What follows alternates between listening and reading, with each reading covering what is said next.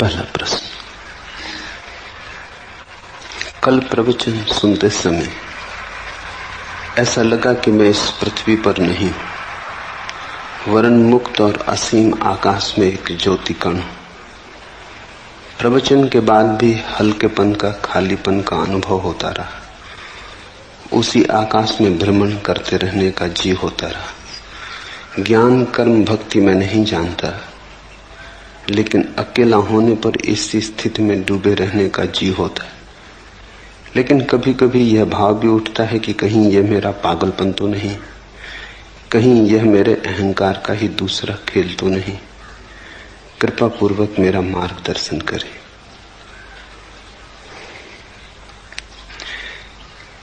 इस पृथ्वी पर हम हैं, पर इस पृथ्वी पर वस्तुतः हम न हो सकते हैं और न हम हैं। प्रतीत होता है पृथ्वी पर हम अजनबी हैं। देह में घर किया है, लेकिन देह हमारा घर नहीं। जैसे कोई परदेश में बस जाए और भूल ही जाए स्वदेश को, फिर अचानक राह पर किसी दिन बाजार में कोई मिल जाए जो घर की याद दिला दे, जो अपनी भाषा में बोले, तो एक क्षण को परदेश मिट जाएगा, स्वदेश प्रकट हो जाएगा। शास्त्र का यही मूल्य है, शास्त्राओं के वचनों का यही अर्थ है। उनकी सुन के क्षण भर को हम यहां नहीं रह जाते, वहां हो जाते हैं जहां हमें होना चाहिए। उनके संगीत में बहकर जो चारों तरफ घेरे है वो दूर हो जाता है, और जो बहुत दूर है पास आ जाता है। अष्टावक्र के वचन बहुत अनूठे हैं।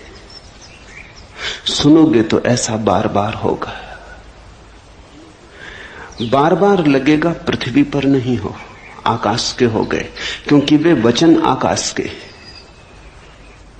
वे वचन स्वदेश से आए, उस स्रोत से आए जहां से हम सबका आना हुआ है, और जहां हमें जाना चाहिए, और जहां जाए बिना हम कभी चैन को उपलब्ध न हो सकेंगे।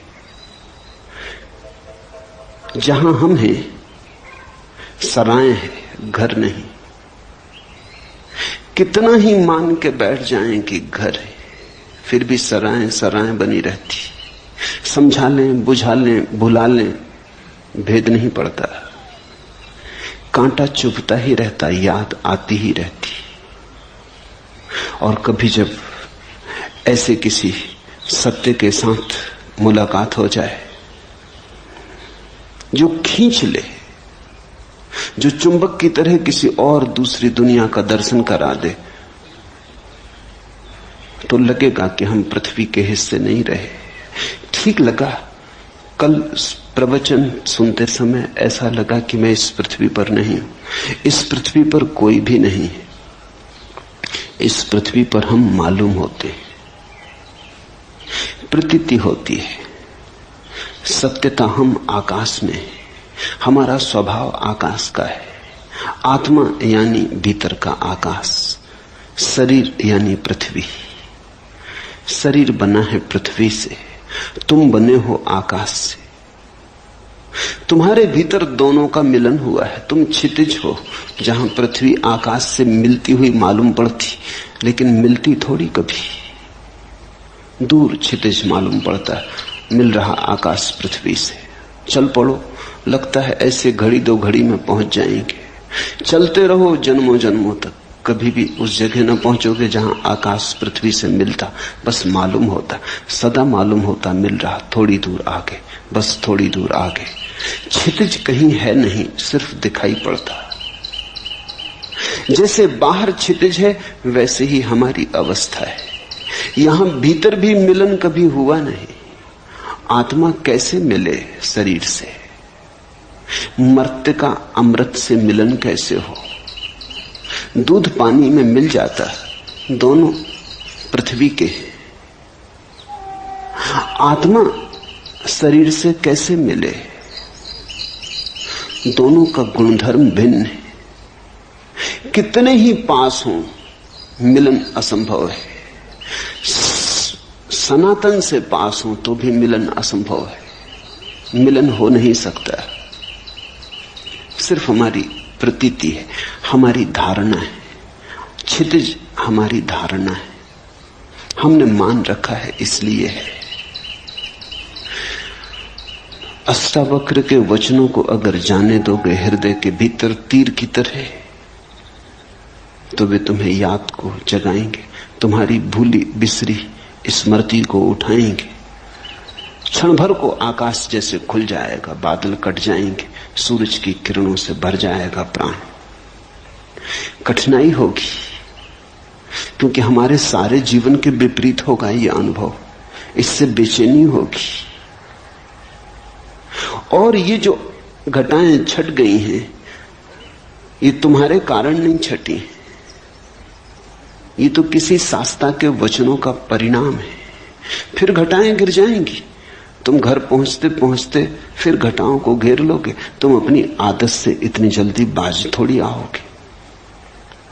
फिर घटाएं गिर जाएंगी, तब और बेचैनी होगी कि जो दिखाई पड़ा था वो सपना तो नहीं था, जो दिखाई पड़ा था कहीं कल्पना तो नहीं थी, कहीं अहंकार का मन का खेल तो न था, कहीं ऐसा तो न हुआ कि हम किसी पागलपन में पड़ गए थे। स्वभावतः तुम्हारी आदतों का वजन बहुत पुराना है।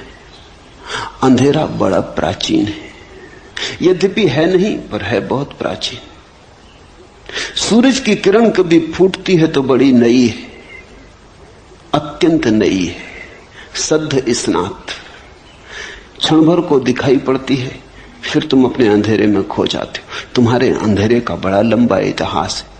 जब तुम दोनों को तौलोगे तो शक किरण पे पैदा होगा, अंधेरे पे पैदा नहीं होगा। होना चाहिए अंधेरे पर, होता है किरण पर, क्योंकि किरण है नई और अंधेरा है पुराना। अंधेरा है परंपरा जैसा, सदियों सदियों की धारा है। किरण है अभी अभी फूटी, ताजी, नई, इतनी नई कि भरोसा कैसे करें। लगा कि मैं इस पृथ्वी पर नहीं हूं, इस पृथ्वी पर कोई भी नहीं है, इस पृथ्वी पर हम हो नहीं सकते। मान्यता है हमारी, धारणा है हमारी, लगता है, सत्य नहीं है। और मुझे असीम आकाश में एक ज्योतिकण हूं ऐसा प्रतीत हुआ। ये शुरुआत है। असीम आकाश में एक ज्योतिकण हूं, जल्दी ही लगेगा कि असीम आकाश हूं। ये प्रारंभ है। तो असीम आकाश में भी अभी हम पूरी तरह लीन नहीं हो पाते। अगर लगता भी है कभी कभी वो उड़ान भी आ जाती, वो तूफान भी आ जाता, हवाएं हमें ले भी जाती, तो भी हम अपने को अलग ही बचा लेते। ज्योतिकण न रहे, अंधेरे हो गए ज्योतिकण, लेकिन आकाश से अभी भी भेद रहा, फर्क रहा, फासला रहा। घटना तो पूरी उस दिन घटेगी जिस दिन तुम आकाश ही हो जाओगे। ज्योतिकण भी भिन्न है जिस दिन तुम अभिन्न हो जाओगे, जिस दिन लगेगा मैं शून्याकाश हूं। ऐसा तो कहते हैं भाषा में कि मैं शून्याकाश हूं। जब तक मैं है तब तक ये कैसे हो सकेगा? मैं है तो आकाश अलग रहेगा। जब ऐसा प्रतीत होगा कि शून्याकाश है, तब मैं तो नहीं रहूंगा, शून्याकाश ही रहेगा। कहते हैं अहम ब्रह्मास्मि, मैं ब्रह्म हूं। लेकिन जब ब्रह्म होगा तब मैं कैसे रहेगा? ब्रह्म ही रहेगा, मैं नहीं रहूंगा। पर कहने में और कोई उपाय नहीं। भाषा तो सोए हुए लोगों की है, भाषा तो उनकी है जो परदेश में बस गए और जिन्होंने परदेश को स्वदेश मान लिया। मौन ही ज्ञानियों का है, भाषा तो अज्ञानियों की है। तो जैसे ही कुछ कहो कहते ही सत्य असत्य हो जाता है। अहम ब्रह्मास्मि, मैं ब्रह्म हूं, मैं आकाश हूं, कहते ही असत्य हो गया। आकाश ही है।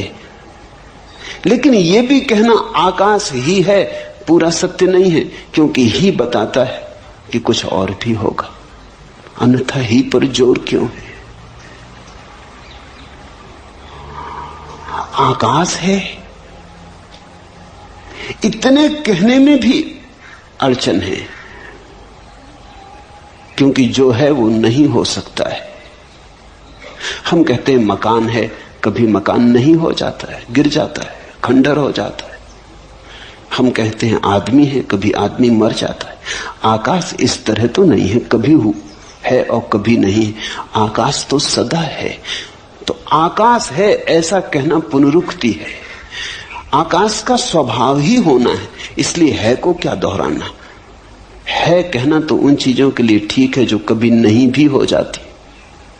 मनुष्य है, एक दिन नहीं था, आज है, कल फिर नहीं हो जाएगा। हमारी है तो दो नहीं के बीच में। आकाश की है, कल भी है, आज भी है, कल भी है। दो है के बीच में है का क्या अर्थ? दो नहीं के बीच में है का अर्थ होता है। आकाश है, ये भी पुनरुक्ति है। कहें आकाश, लेकिन आकाश जब कहते हैं, शब्द जब बनाते हैं तभी भूल हो जाती। आकाश कहने का अर्थ हुआ कि कुछ और भी होगा जो आकाश से अन्यथा है, भिन्न है। अन्यथा शब्द की क्या जरूरत? अगर एक ही है तो एक कहने का भी कोई प्रयोजन नहीं। एक तो तभी सार्थक है जब दो हो, तीन हो, चार हो, संख्या हो। आकाश भी क्या कहना। इसलिए ज्ञान तो मौन है। परम ज्ञान को शब्दों तक लाना असंभव है। लेकिन हम धन्यभागी हैं कि अष्टावक्र जैसे किन्हीं पुरुषों ने अथक असंभव चेष्टा की है। जहां तक संभव हो सकता था, सत्य की सुगंध को शब्द तक लाने का प्रयास किया है। और इतना ख्याल रखना कि अष्टावक्र जैसी सफल चेतना बहुत कम है। बहुतों ने प्रयास किया है सत्य को शब्द तक लाने का, सभी हारे। हारना सुनिश्चित है, मगर अगर हारे हुए में भी देखना हो तो अष्टावक्र सबसे कम हारे, सबसे ज्यादा जीते। तो सुनोगे ठीक से तो घर की याद आएगी। सुबह कि लगा ज्योति कण हो, तैयारी रखना खोने की। किसी दिन लगेगा ज्योति कण भी खो गया, आकाश ही बचा, तब पूरा मतवालापन छाएगा। तब डूबोगे सत्य की शराब में, तब नाचोगे, तब अमृत की पूरी झलक मिली। प्रवचन के बाद भी हल्केपन, खालीपन का अनुभव होता रहा। उसी आकाश में भ्रमण करने का जी होता रहा। यहां थोड़ी भूल हो जाती। जब भी हमें कुछ सुखद अनुभव होता है तो हम चाहते हैं फिर हो। मनुष्य का मन है बड़ा कमजोर, आकांक्षा से भर जाता, लोभ से भर जाता, प्रलोभन पैदा होता। जो भी सुखद है उसे दोहराने का मन होता। लेकिन एक बात ख्याल रखना, दोहराने में ही भूल हो जाती। जैसे ही तुमने चाहा फिर से हो, कभी ना होगा। क्योंकि जब पहली दफा हुआ था तो तुम्हारे चाहने से ना हुआ था, हो गया था, घटा था, तुम्हारा कृत्य ना था। यही तो अष्टावक्र का पूरा जोर है। सत्य घटता है, कृत्य नहीं, घटना है। सुनते सुनते हुआ था, तुम कर क्या रहे थे? सुनने का अर्थ ही होता है कि तुम कुछ भी ना कर रहे थे, तुम शून्य भाव से बैठे थे, तुम मौन थे, तुम सजग थे, तुम जागे हुए थे, सोए नहीं थे, ठीक। लेकिन तुम कर क्या रहे थे? तुम केवल ग्राहक थे। तुम्हारी चित्त की दशा दर्पण की तरह थी, जो आ जाए झलक जाए, जो कहा जाए सुन लिया जाए। तुम कुछ उसमें जोड़ ना रहे थे। अगर तुम जोड़ रहे होते तो जो घटी है बात वो कभी ना घटती। तुम व्याख्या भी ना कर रहे थे। भीतर बैठे बैठे तुम ये ना कह रहे थे कि हाँ ठीक है, गलत है, मुझसे मेल खाता नहीं मेल खाता, शास्त्र में ऐसा कहा है कि नहीं कहा है। तुम तर्क ना कर रहे थे। अगर तुम तर्क कर रहे थे तो ये घटना ना घटती। जिनने पूछा है, स्वामी ओम प्रकाश सरस्वती ने, उन्हें मैं जानता हूं। तर्क से उनका चित्त बड़ा दूर है। संदेह, विवाद से बहुत दूर है। जा चुके वे दिन। कभी किया होगा तर्क, कभी किया होगा संदेह। जीवन के अनुभव से पक गए। अब नहीं, वो बचपना मन में रहा, इसलिए घटना घट सकी। सुन रहे थे, कुछ कर ना रहे थे, बैठे थे, बैठे बैठे हो गया। तो जब पहली दफा तुम्हारे बिना किए हुआ, तो दूसरी दफा अगर तुमने चाहा कि हो जाए तो बाधा पड़ जाएगी। चाहे तो उसके होने का कारण थी ही नहीं। इसलिए जब ऐसी अभूतपूर्व घटनाएं घटे तो चाहना मत। जब घटे आनंद भाव से स्वीकार कर लेना, जब न घटे तो शिकायत मत करना, मांगना मत। मांगे कि चूके। मांग में जबरदस्ती, आग्रह, घटना चाहिए। एक दफा घट गया तो अब क्यों नहीं घटता है? ऐसा रोज होता है। जब यहां लोग ध्यान करने आते, शुरू में ताजे और नए होते, कोई अनुभव नहीं होता तो घट जाता है। ये बड़ी हैरानी की बात है। इसे तुम समझना, अष्टावक्र को समझने में इससे सहायता मिलेगी।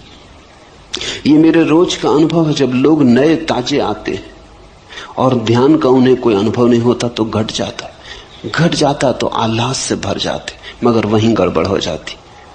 फिर मांग शुरू होती, आज जो हुआ कल हो, न केवल हो बल्कि और ज्यादा हो। फिर नहीं घटता। फिर वो मेरे पास आके रोते, वो कहते हुआ क्या, कहां भूल हो गई? पहले घटा, अब नहीं घट रहा है।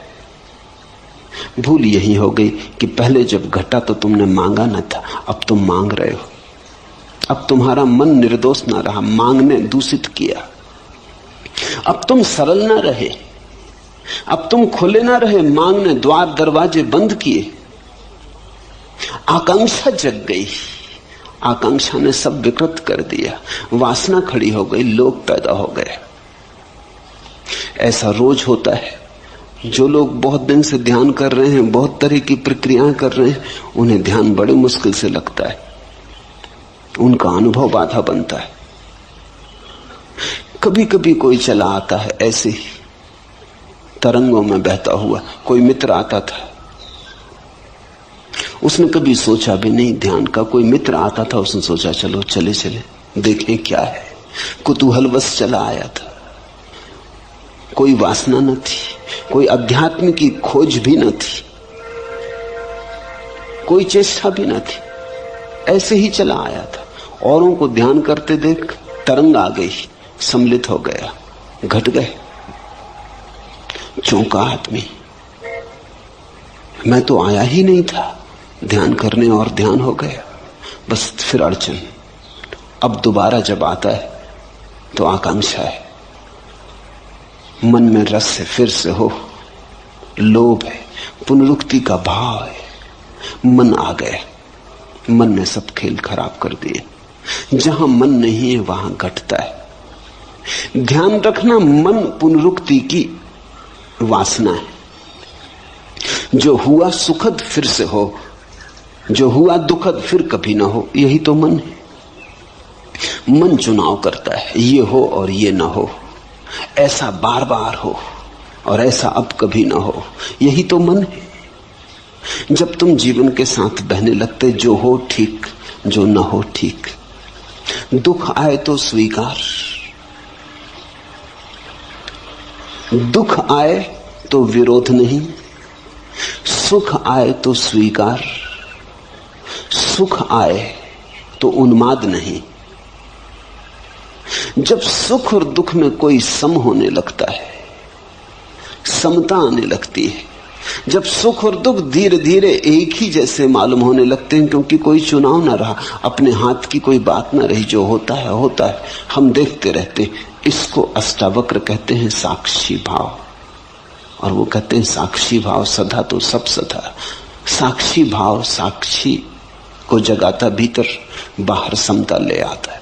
समत्व साक्षी भाव की छाया है। या तुम समत्व में उपलब्ध हो जाओ तो साक्षी भाव चला आता है।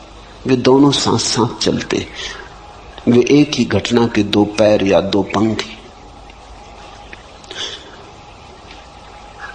उसी आकाश में भ्रमण करने का जी होता रहता है।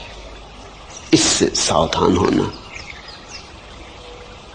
मन को मौका मत देना कि ध्यान की घड़ियों को खराब करे। इसी मन ने तो संसार खराब किया, इसी ने तो जीवन के सारे संबंध विकृत किए,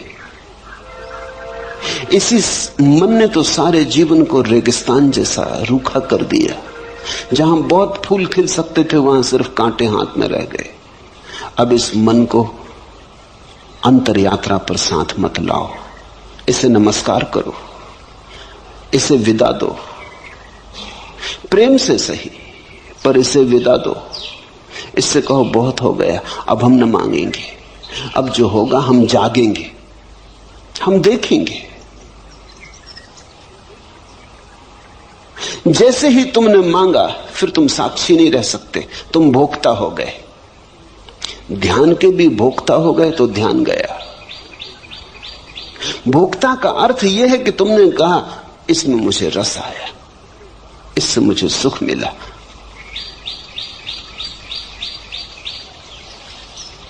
ज्ञान कर्म भक्ति में नहीं जानता, लेकिन अकेला होने पर इसी स्थिति में डूबे रहने का जी होता है। छोड़ो इस जी को और तुम डूबोगे इसी स्थिति में। अकेले ही नहीं, भीड़ में भी रहोगे तो डूबोगे, बाजार में भी रहोगे तो भी डूबोगे। ये स्थिति का कोई संबंध अकेले और भीड़ से नहीं है, मंदिर और बाजार से नहीं है, एकांत समूह से नहीं है। इस स्थिति का संबंध तुम्हारे चित्त के शांत होने से, सम होने से। जहां भी शांति समता होगी ये घटना घटेगी, लेकिन तुम इसको मांगो मत, अन्यथा यही अशांति बन जाएगी, यही तनाव बन जाएगी। अष्टावक्र कहते अभी और यहीं। मांग तो सदा कल के लिए होती, मांग तो अभी और यहीं नहीं हो सकती। मांग का स्वभाव वर्तमान में नहीं ठहरता। मांग का अर्थ ही है हो, कल हो, घड़ी भर बाद हो, क्षण भर बाद हो। मांग अभी तो नहीं हो सकती। मांग के लिए तो समय चाहिए, थोड़ा ही सही पर समय चाहिए, और भविष्य है नहीं। जो नहीं है उसी का नाम भविष्य, जो है उसका नाम वर्तमान है। वर्तमान और मांग का कोई संबंध नहीं होता। जब तुम वर्तमान में होगे तो पाओगे कोई मांग नहीं, और तब घटेगी ये घटना। जब इसे घटाने का जीना रहेगा तब ये खूब घटेगी। इस पहेली को ठीक से समझ लो, इस पहेली का एक एक कोना पहचान लो। जिस दिन तुम कुछ भी न मांगोगे उस दिन सब घटेगा। जिस दिन तुम परमात्मा के पीछे दीवाने होकर न दौड़ोगे वो तुम्हारे पीछे चला आएगा। जिस दिन तुम ध्यान के लिए आतुरता न दिखाओगे, तुम्हारे भीतर कोई तनाव न होगा, उस दिन ध्यान ही ध्यान से भर जाओगे। ध्यान कहीं बाहर से थोड़ी आता। जब तुम तनाव में नहीं हो तो जो तुम्हारे भीतर शेष रह जाता उसका नाम ध्यान है। जब तुम्हारे भीतर वासना नहीं है तो जो शेष रह जाता उसका नाम ध्यान है। झील है, तरंगें उठ रही, हवा के झकोरे, झील का पूरी छाती तूफान से भर गई, आंधी है, सब उथल पुथल हो रही है। आकाश में चांद है पूरा, लेकिन प्रतिबिंब नहीं बनता क्योंकि झील कप रही। दर्पण कैसे बने? चांद का प्रतिबिंब बनता है, टूट टूट जाता, हजार हजार टुकड़ों में चांदी फैल जाती पूरी झील पर, लेकिन चांद का प्रतिबिंब नहीं बनता है। झील शांत हो गई, लहरें कहीं चली गई, लहरें कहीं से आई थी, लहरें झील की थी, फिर सो गई, झील में वापस उतर गई। झील अपनी स्थिर अवस्था में आ गई। वो जो चांदी की तरह फैल गया चांद था, झील की छाती पर सिकुड़ आया, एक जगह ठीक प्रतिबिंब बनने लगा। जैसे ही तुम्हारे मन की झील पे तरंगें नहीं होती, तरंग यानी वासना, तरंग यानी मांग, तरंग यानी ऐसा हो और ऐसा ना हो। जब कोई तरंग मन की झील पे नहीं होती तो सत्य जैसा है वैसा ही प्रतिबिंबित होता है। तो जो बनता है चांद तुम्हारे भीतर, उसके सौंदर्य का क्या कहना, उसके रस का क्या कहना। रसधार बरसती, मिलन होता, फिर सुहागरात ही सुहागरात है। लेकिन तुमने मांगा कि चूक हो जाएगी, और मैं समझता हूं मांग बिल्कुल स्वाभाविक मालूम होती। बड़ी अड़चन है, इतना सुख मिलता है ऐसी घड़ियों में कि कैसे बचे न मांगने से। मानवीय है, मैं ये नहीं कहता कि तुमने कुछ बड़ी अमानवीय भूल की, बिल्कुल मानवीय भूल है। कभी जब क्षण भर को झरोखा खुल जाता है और आकाश बहता है तुमने, कभी क्षण भर को जब अंधेरा टूटता है और किरणें उतरती, तो असंभव है, करीब करीब असंभव है कि इसे न मांगो, लेकिन यह असंभव सीखना पड़ेगा। आज सीखो, कल सीखो, परसों सीखो, मगर सीखना पड़ेगा। जितनी जल्दी सीखो उतना उचित। अभी तैयार हो जाओ तो अभी घटना घटने को देर नहीं है। जरा भी क्षण भर की प्रतीक्षा करने की जरूरत नहीं। इसी स्थिति में डूबे रहने का जी होता, ये स्थिति घटेगी, इसका तुम्हारे चित्त से कुछ लेना देना नहीं है।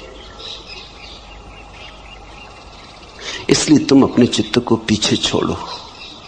वो जब बीच बीच में आए तब उसे बार बार कह दो कि क्षमा करो, बहुत हुआ, काफी हुआ, संसार खराब किया, परमात्मा तो खराब मत करो। जीवन के सारे सुख विकृत कर डाले, अब ये अंतरतम के सुख आ रहे हैं, इन्हें तो विकृत मत करो। सजग रह के मन को नमस्कार कर लो, विदा दे दो। धीरे धीरे धीरे धीरे ऐसी घड़ी आने लगेंगी, तुम्हारे अनुभव से ही आएंगी। जब मन नहीं होगा तत्क्षण फिर वही झरोका खुलता है, फिर बहती रसधार, फिर उतरता प्रकाश, फिर तुम आलोकित, फिर तुम मग्न, फिर तुम अमृत में डूबे। जब ऐसा बार बार होगा तो बात साफ हो जाएगी।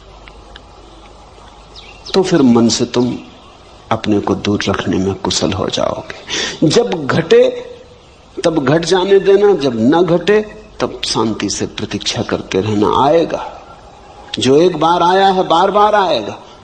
तुम भर मत मांगना, तुम भर बीच में मत आना, तुम भर बाधा मत देना। लेकिन कभी कभी ये भाव भी उठता है कि कहीं ये मेरा पागलपन तो नहीं। बुद्धि ऐसे भाव भी उठाएगी, क्योंकि बुद्धि ये मान ही नहीं सकती कि आनंद हो सकता है। बुद्धि दुख से बिल्कुल राजी। बुद्धि ने दुख को पूरी तरह स्वीकार किया है, क्योंकि बुद्धि दुख की जन्मदात्री। अपनी ही संतान को कौन स्वीकार नहीं करेगा। तो बुद्धि मानती है दुख है तो बिल्कुल ठीक है। लेकिन महासुख, जरूर कहीं कोई गड़बड़ हो गई। ऐसा कहीं होता है, कोई कल्पना हो गई, कोई सपना देखा, किसी देवा स्वप्न में खो गए, किसी सम्मोहन में उतर गए, जरूर कहीं कुछ पागलपन हो गया है। बुद्धि ऐसे बार बार कहेगी, इसे सुनना मत, इस पर ध्यान मत देना। अगर इस पर ध्यान दिया तो वे घटनाएं बंद हो जाएंगी, वे द्वार झरोखे फिर कभी ना खुलेंगे। एक बात ख्याल में रखना, आनंद सत्य की परिभाषा है। जहां से आनंद मिले वहीं सत्य है। इसलिए तो हमने परमात्मा को सच्चिदानंद कहा है। आनंद उसकी आखिरी परिभाषा है। सत्य से भी ऊपर, चित्त से भी ऊपर आनंद को रखा है, सच्चिदानंद कहा है। सत्य एक सीढ़ी नीचे, चित्त एक सीढ़ी नीचे, आनंद परम। जहां से आनंद बहे, जहां से आनंद मिले, फिर तुम चिंता मत करना, सत्य के करीब हो। जैसे कोई बगीचे के करीब आता है तो हवाएं ठंडी हो जाती, पक्षियों के गीत सुनाई पड़ने लगते, शीतलता अनुभव होने लगती। तो बगीचा दिखाई भी ना पड़े तो भी अनुभव में आने लगता है कि राह ठीक है, बगीचे की तरफ पहुंच रहे हैं। ऐसे ही जैसे ही तुम सत्य की तरफ पहुंचने लगते हो, आनंद झरता है, शीतल होने लगता मन, संतुलन आने लगता, सहिष्णुता बढ़ती है, सुख बढ़ता है, एक उमंग घेरे रहती अकारण। कोई कारण भी दिखाई नहीं पड़ता, न कोई लॉटरी मिली है, न कोई धंधे में बड़ा लाभ हुआ है, न कोई बड़ा पद मिला है। ऐसा भी हो सकता था पद था वो भी गया, हाथ में जो था वो भी खो गया, धंधा भी डूब गया, लेकिन अकारण एक उमंग है कि भीतर कोई नाचे जा रहा है कि रुकता ही नहीं। तो बुद्धि कहेगी कहीं पागल तो नहीं हो गए। ये तो पागलों के लक्षण है। ये बड़ी अजीब दुनिया है, यहां सिर्फ पागल ही प्रसन्न दिखाई पड़ते। इसलिए बुद्धि कहती पागल हो गए होगे, क्योंकि यहां पागलों के सिवा किसी को प्रसन्न देखा है। यहां हजार कारण होते तब भी आदमी प्रसन्न नहीं होता। बड़ा महल हो, धन हो, संपत्ति हो, सुख सुविधा हो, तब भी आदमी प्रसन्न नहीं होता। ये दुनिया दुखी लोगों की दुनिया है, मगर दुखी लोगों की भीड़ है। यहां अगर तुम हंसने लगो अकारण तो लोग कहेंगे पागल हो गए। अगर तुम कहो कि हंसी आ रही कोई कारण नहीं, फैली जा रही, भीतर से उठ रही, लहरा रही, लोग कहेंगे बस दिमाग खराब हो गए। यहां तुम शक्ल बना के चलो, उदास रहो, तुम्हारी शक्ल देख के भूत प्रेत भी डरे, तो बिल्कुल ठीक हो, तो कोई अड़चन नहीं है, तो सब ठीक चल रहा है। तुम आदमी जैसे आदमी हो, जैसा आदमी होना चाहिए वैसे आदमी हो। लेकिन तुम मुस्कुराने लगो, तुम हंसने लगो, तुम गीत गुनगुनाने लगो, तुम राह के किनारे खड़े होकर नाचने लगो, बस तुम पागल हो गए। परमात्मा को हमने इस भांति इंकार किया है कि अगर परमात्मा आए तो हम उसे पागल खाने में बंद कर देंगे। शायद इसी कारण नहीं आता, आने से डरता है। तुम जरा सोचो, कृष्ण अगर मिल जाएं चौराहे पर, बांसुरी बजाते, मोर मुकुट बांधे, पीतांबर डाले, गोपियां नाचती हो, क्या करोगे? तत्क्षण पुलिस थाने जाओगे। ये क्या हो रहा है? जो नहीं होना चाहिए वो हो रहा है। तुम इस आदमी को जेल खाने में डालोगे। आनंद निष्कासित कर दिया गया है। हमने आनंद को जीवन के बाहर कर दिया है। हम दुख को छाती से लगा के बैठे। यहां दुखी आदमी बुद्धिमान मालूम होता है, यहां आनंदित आदमी पागल मालूम होता है। सारी सरणी उल्टी है। तो स्वाभाविक है, जीवन भर जिसको तुमने बुद्धिमानी समझा है, आज अचानक अगर खोने लगेगी, खिसलने लगेगी, अगर आज अचानक नींव उखड़ने लगेगी तुम्हारी तथाकथित बुद्धिमानी की, और अचानक झांकने लगेगी प्रसन्नता अकारण। ख्याल रखना, पागलपन का मतलब यह होता है अकारण प्रसन्न। कारण भी नहीं है कुछ, बैठे हैं अकेले और मुस्कुराहट आ रही, बस पागल हो गए। क्योंकि ऐसा तो हमने सिर्फ पागलों को ही देखा है। ध्यान रखना, पागलों में और परमहंसों में थोड़ा सा संबंध है। पागल भी हंसते हैं, प्रसन्न होते हैं, क्योंकि बुद्धि गंवा दी। परमहंस भी हंसते हैं, प्रसन्न होते हैं, क्योंकि बुद्धि के पार आ गए। दोनों, पागल बुद्धि से नीचे गिर जाता है इसलिए हंस लेता है, परमहंस बुद्धि के पार चला जाता है इसलिए हंसता है। दोनों में थोड़ी समानता है। पागल और परमहंस में एक बात समान है कि दोनों ने बुद्धि गंवाई। एक ने होशपूर्वक गंवाई है, एक ने बेहोशी में गंवाई है। इसलिए फर्क बहुत है, जमीन आसमान जितना फर्क है, लेकिन फिर भी एक समानता है। इसलिए कभी कभी तुम्हें पागल में परमहंस दिखाई पड़ेगा, और कभी कभी पागल में परमहंस, और कभी कभी परमहंस में पागल। तो भूल चूक हो जाती। पश्चिम के पागल खानों में ऐसे बहुत से लोग बंद हैं जो पागल नहीं हैं। अभी वहां बड़ी क्रांति चलती है इसके संबंध में। कुछ मनोवैज्ञानिक, विशेषकर R.D. लैंग और उनके साथी एक बड़ा आंदोलन चलाते हैं कि बहुत से पागल पागल खानों में बंद हैं जो पागल नहीं। अगर वो पूरब में पैदा होते तो परमहंसों की तरह उनका आदर सम्मान होता। R.D. लैंग को पता नहीं है इससे उल्टी घटना पूरब में घट चुकी है। यहां कई पागल हैं जो परमहंस समझे जाते।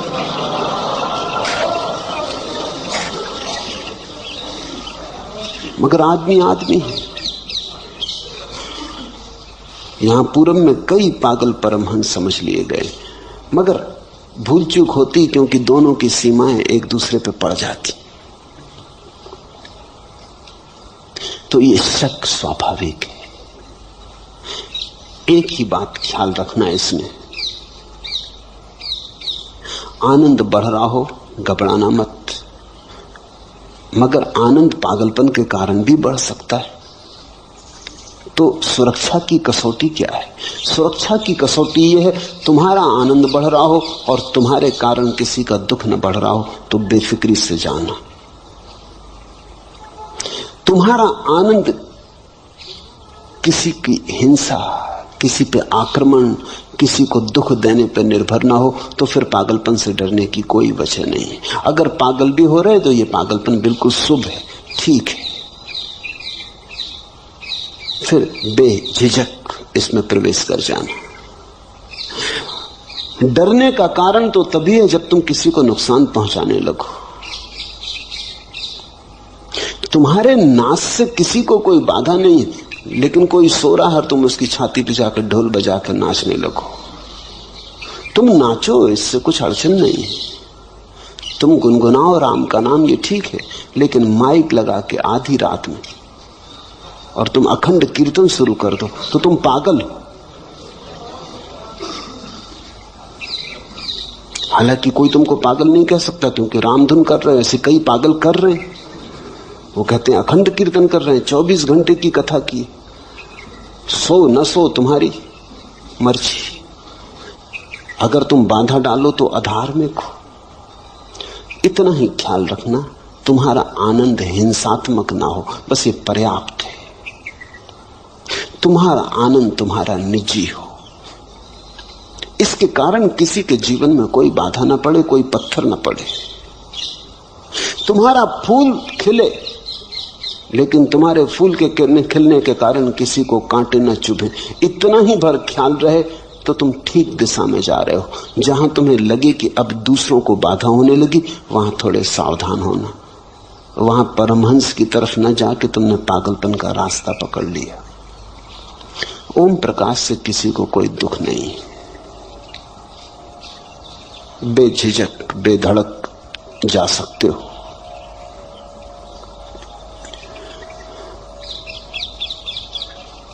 कल मैं एक गीत पढ़ रहा था, जो कुछ सुंदर था प्रेय काम में, जो अच्छा मंजा नया था सत्यसार, मैं बीन बीन कर लाया नैवेद्य चढ़ाया, पर यह क्या हुआ, सब पड़ा पड़ा कुम्हलाया, सूख गया मुरझाया, कुछ भी तो उसने हाथ बढ़ाकर नहीं लिया। यूं कहीं तो था लिखा, पर मैंने जो दिया, जो पाया, जो पिया, जो गिराया, जो ढाला, जो छलकाया, जो नितारा, जो छाना, जो उतारा, जो चढ़ाया, जो जोड़ा, जो तोड़ा, जो छोड़ा, सबका जो कुछ हिसाब रहा, मैंने देखा कि उसी यज्ञ ज्वाला में गिर गया। और उसी क्षण मुझे लगा कि अरे मैं तिर गया। ठीक है, मेरा सिर फिर गया। तिरता है आदमी सिर के फिरने से। परमात्मा को तुम चढ़ाओ चुन चुन के चीजें, अच्छी अच्छी चीजें, उससे कुछ ना होगा जब तक कि सिर न चढ़े। सुनो, फिर जो कुछ सुंदर था प्रेम काम में, जो अच्छा मंजा नया था, सबके सार मैं बीन बीन कर लाया, नैवेद्य चढ़ाया। पर यह क्या हुआ? सब पड़ा पड़ा कुम्हलाया, सूख गया मुरझाया, कुछ भी तो उसने हाथ बढ़ाकर नहीं लिया। तुम ले आओ सुंदरतम को खोजकर, बहुमूल्य को खोजकर, चढ़ाओ कोहिनूर, कुम्हलाएंगे। तोड़ो फूल कमल के, गुलाब के, चढ़ाओ कुम्हलाएंगे। एक ही चीज वहां स्वीकार है, वो तुम्हारा सिर, वो तुम्हारा अहंकार, वो तुम्हारी बुद्धि, वो तुम्हारा मन। अलग अलग नाम है, बात एक ही है। वहां चढ़ाओ अपने को। और उसी क्षण मुझे लगा कि अरे मैं तिर गया। ठीक है, मेरा सिर फिर गया। लोग तो यही कहेंगे, ओम प्रकाश के सिर फिर गया। कहने दो लोगों को, लोगों के कहने से कोई चिंता नहीं। जब लोग तुमसे कहते हैं सिर फिर गया, तो वो इतना ही कर रहे हैं कि अपने सिर की रक्षा कर रहे हैं, और कुछ नहीं। जब लोग तुमसे कहते हैं तुम्हारा सिर फिर गया, तो वो ये कह रहे हैं कि बचाओ हमें, इधर इस तरफ मत आओ, हमें मत सुनाओ ये गीत, मत ये हंसी हमारे द्वार लाओ,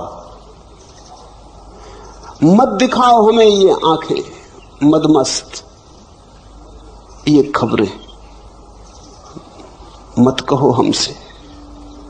घबराहट है उनकी, भीतर उनके भी यही राग है, भीतर उनके भी ऐसी ही वीणा पड़ी है जो प्रतीक्षा करती जन्मों जन्मों से कि कोई छेड़ दे, मगर डर है, घबराहट है। बहुत कुछ उन्होंने झूठे जगत में बनाया है, बसाया है, कहीं उखड़ ना जाए। मैं इलाहाबाद में था, एक मित्र मेरे सामने ही बैठ के मुझे सुन रहे थे। लाखों लोगों ने मुझे मेरे सामने बैठ के सुना है। बहुत कम ऐसे लोग हैं जिन्होंने इतने भाव से सुना हो जैसा भाव से वो सुन रहे थे। उनकी आंखों से आंसुओं की धार बह रही थी। अचानक बीच में उठे, सभा भवन छोड़ के चले गए। मैं थोड़ा चौंका, ये क्या हुआ? पूछताछ की, संयोजक को कहा। वो बड़े प्रसिद्ध व्यक्ति थे, मैं तो जानता नहीं था। साहित्यकार थे, कवि थे, लेखक थे।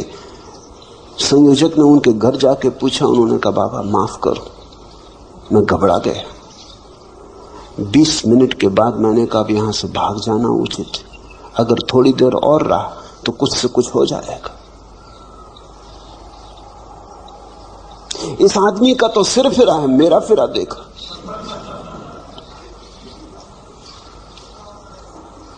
आऊंगा, अभी नहीं, जरूर आऊंगा, पर थोड़ा समय दो।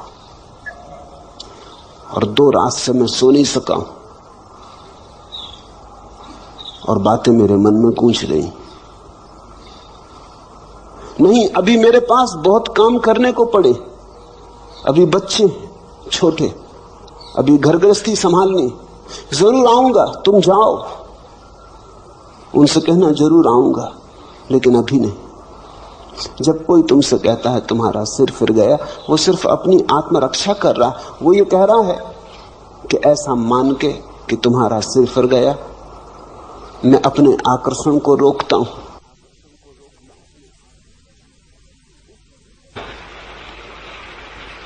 उसके भीतर भी अदम्य आकांक्षा है। कौन है ऐसा जो परमात्मा को खोजने नहीं चला है? कौन है ऐसा जो आनंद का प्यासा नहीं है? कौन है ऐसा जिससे सत्य की अभीप्सा नहीं? ऐसा कभी कोई हुआ ही नहीं।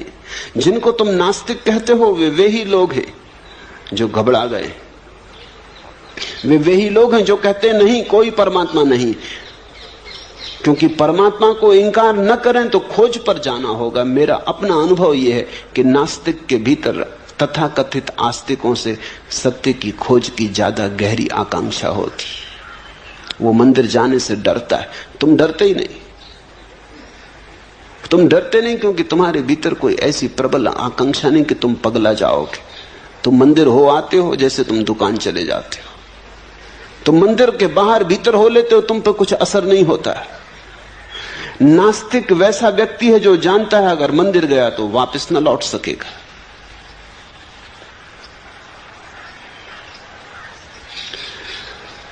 गया तो वैसा का वैसा वापस न लौट सकेगा। तो एक ही उपाय है, वो कहता है ईश्वर नहीं है, धर्म सब पाखंड है।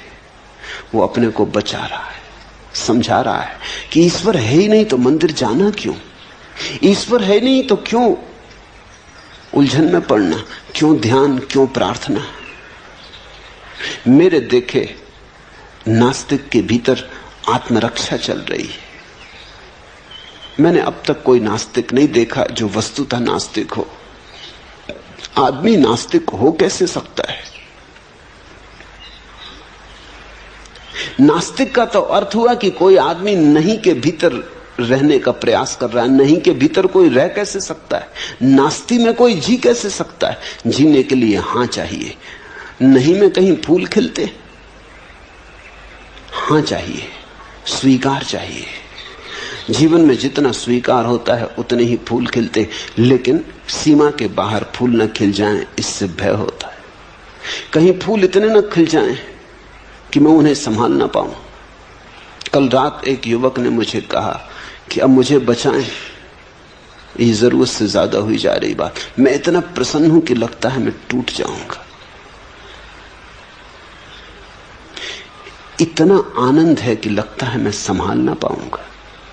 ये मेरे हृदय का पात्र छोटा है, मुझे बचाएं। मैं इसके ऊपर से बाहर जा रहा हूं। ये मेरी सीमाएं सब टूटी जा रही हैं और मुझे डर है कि अगर मैं इसके साथ बह गया तो फिर लौट ना पाऊंगा। नियंत्रण कहीं खो ना जाए, ये भय। अहंकार दुख के साथ भली भांति जी लेता है क्योंकि दुख में नियंत्रण नहीं खोता। कितने ही तुम रो दुख में, तुम अपने मालिक रहते हो। नियंत्रण खोता है आनंद में। सीमा टूटती आनंद में, दुख में कभी कोई सीमा नहीं टूटती। नरक में भी सीमा नहीं टूटती। तुम नरक में भी पड़े रहो तो भी तुम अपने भीतर मजबूत रहते हो। सीमा टूटती है स्वर्ग में, वहां नियंत्रण खो जाता है। जहां नियंत्रण खोता वहां अहंकार खो जाता है। जहां नियंत्रण खोता वहां बुद्धि की पकड़ खो जाती, तर्क का जाल खो जाता। वही हो रहा है। घबराना मत, तिरने का क्षण करीब आ रहा है, लेकिन सिर फिरे बिना कोई कभी तिरा नहीं।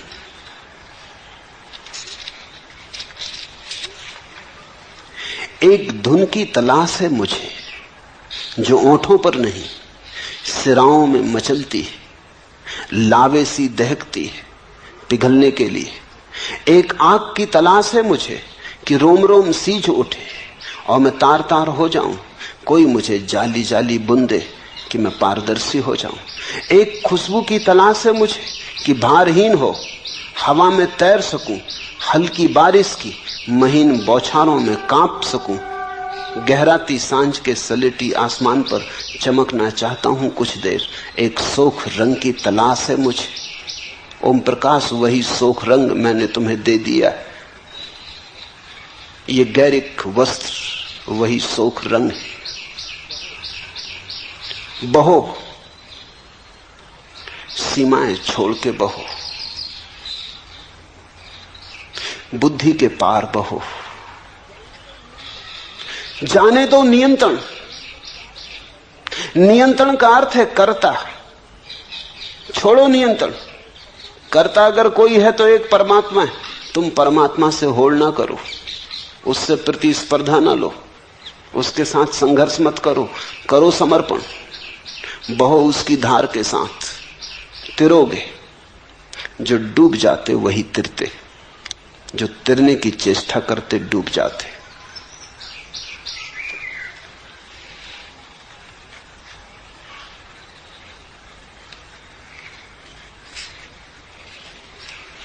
दूसरा प्रश्न, सदा से खोजियों का यह अवलोकन रहा है कि परमात्मा उपलब्धि अत्यंत दुस्साध्य घटना है, लेकिन आप जैसे बुद्ध पुरुष सदा से इस बात पर जोर देते रहे हैं कि परमात्मा अभी और यहीं घट सकता है। क्या बार बार यह कहना एक चुनौती और एक प्रयास करने की एक विधि है, एक उपाय है? सत्य है यही, न तो विधि है और न उपाय। तुम्हारा ऐसा पूछना बचने की विधि और उपाय है। ये बात हमारा मन स्वीकार करने को राजी नहीं होता कि परमात्मा अभी और यहीं मिल सकता है। क्यों नहीं राजी होता? इसलिए राजी नहीं होता कि अगर अभी और यहीं मिल सकता है तो फिर हमें मिल नहीं रहा। तो इसका कारण क्या होगा, फिर इसकी व्याख्या कैसे करें? अगर अभी और यहीं मिल सकता है तो मिल क्यों नहीं रहा? बेचैनी खड़ी हो जाती, अभी और यहीं मिल सकता है, मिल तो नहीं रहा। तो इसे समझाएं कैसे?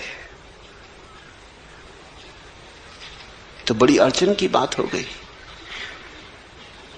इस अड़चन को सुलझाने के लिए तुम कहते हो मिल तो सकता है लेकिन पात्रता चाहिए। बुद्धि रास्ते निकालती, जहां उलझन खड़ी हो जाती उसे सुलझाती। रास्ता खोजना पड़ेगा, पात्रता खोजनी पड़ेगी, शुद्ध होना पड़ेगा, तब मिलेगा। और अगर अष्टावक्र कहते हैं अभी और यहीं मिल सकता तो जरूर इसमें कुछ कारण है। वो इसलिए कहते हैं ताकि तुम तीव्रता से प्रयास में लग जाओ, लेकिन लगना प्रयास में ही पड़ेगा। मन बड़ा होशियार है।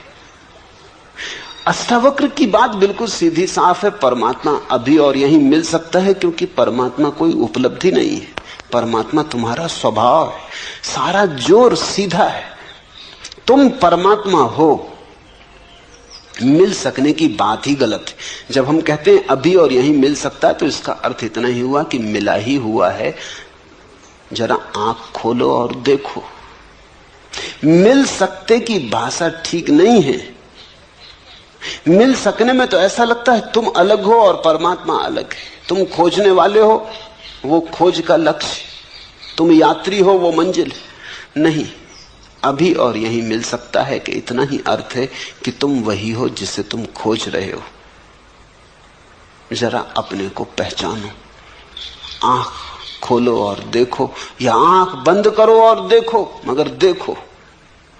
थोड़े दृष्टि की बात है, पात्रता की नहीं। पात्रता का तो अर्थ हुआ कि परमात्मा भी सौदा है। जैसे तुम बाजार में जाते हो तो कोई चीज 1000 रुपए की है, कोई लाख रुपए की है, कोई 10 लाख रुपए की है, हर चीज का मूल्य है। तो पात्रता का तो अर्थ हुआ कि परमात्मा का भी मूल्य है। जो पात्रता अर्जित करेगा, मूल्य चुकाएगा, उसे मिलेगा। तुम परमात्मा को भी बाजार में एक वस्तु बना देना चाहते हो। त्याग करोगे, तपस्या करोगे तो मिलेगा, मूल्य चुकाओगे तो मिलेगा। मुफ्त कहीं मिलता है। तुम परमात्मा को खींच के दुकान पर रख देते हो, डब्बे में बंद कर देते हो, दाम लिख देते हो। तुम कहते हो इतने उपवास करो,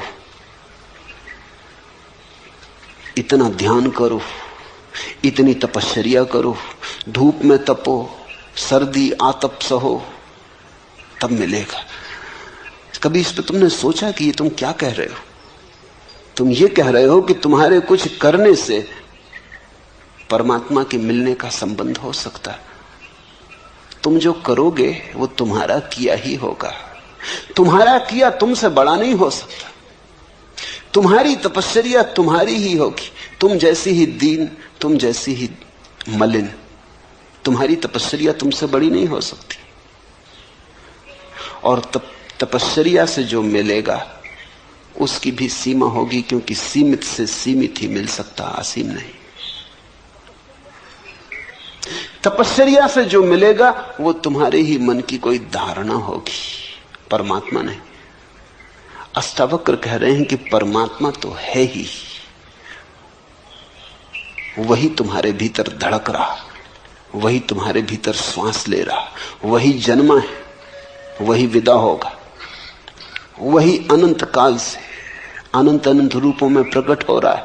कहीं वृक्ष है, कहीं पक्षी है, कहीं मनुष्य है। परमात्मा है, उसके अतिरिक्त कुछ भी नहीं। इस सत्य की प्रतिभिज्ञा, इस सत्य का स्मरण। मैंने सुना है एक सम्राट अपने बेटे पर नाराज हो गया, उसे देश निकाला दे दिया।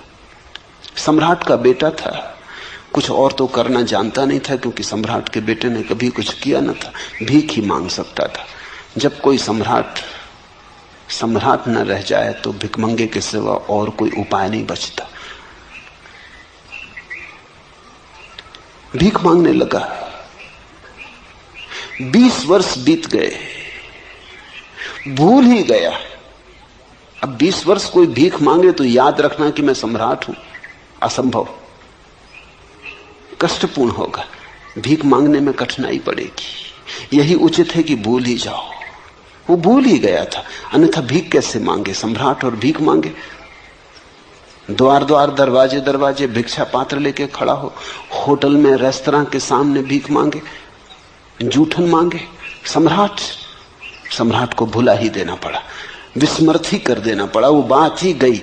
वो जैसे अध्याय समाप्त हुआ, वो जैसे कि कहीं कोई सपना देखा होगा, कि कोई कहानी पढ़ी होगी, कि फिल्म देखी होगी, अपने से क्या लेना देना। 20 साल बाद जब सम्राट बूढ़ा हो गया, उसका बाप, तो वो घबराया। एक ही बेटा था, वही मालिक था। उसने अपने वजीरों को कहा, उसे खोजो और जहां भी हो उसे ले आओ। कहना बाप ने क्षमा किया। अब क्षमा और न क्षमा का कोई अर्थ नहीं, मैं मर रहा हूं। अब ये राज्य कौन संभालेगा? ये औरों के हाथ में जाए, इससे बेहतर है मेरे खून के हाथ में जाए। बुरा भला जैसा भी है, उसे ले आओ। जब वजीर पहुंचे तो वो एक होटल के सामने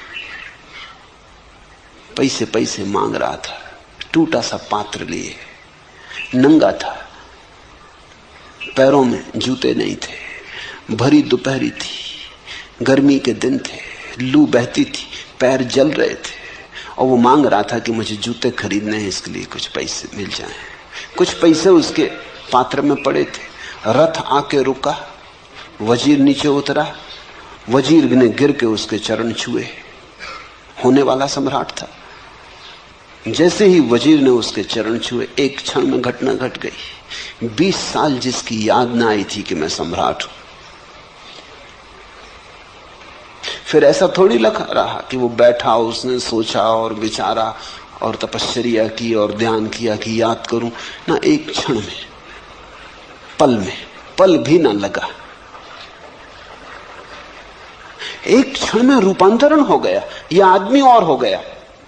अभी भिखारी था, दीनहीन, नग्न अब भी था, अब भी पैर में जूते न थे, लेकिन हाथ से उसका पात्र उसने फेंक दिया और वजीरों से कहा कि जाओ मेरे स्नान की व्यवस्था करो, ठीक वस्त्र जुटाओ। वो जाके रथ पे बैठ गया। उसकी महिमा देखने जैसी थी। अभी भी वही का वही था, लेकिन उसके चेहरे पर एक गरिमा थी, आंखों में एक दीप्ति थी, चारों तरफ एक आभा मंडल था। सम्राट था। याद आ गई, बाप ने बुलावा भेज दिया। ठीक ऐसा ही है।